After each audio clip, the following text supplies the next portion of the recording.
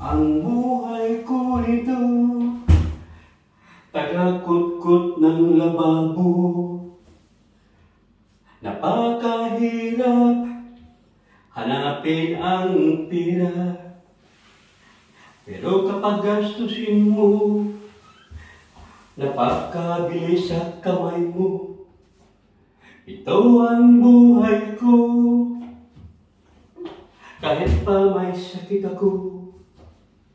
Hindi hadlang para kumita ng pera. O yan guys, ba? So, ganyan yung kaso ko. Naglinis. So, grabe. Pero okay lang. So, mga 2 minutes ito guys, pang-upload. Diba? So, ngayon guys, akala ninyo, kasapang buhay sa upload. Ito pa o. Yan, namapang na yun. Kita nyo guys, o. Diba?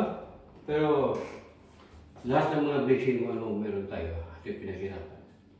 Hindi natin ito damo. Diba? So, okay guys, maraming salamat. Bye, and I love you all.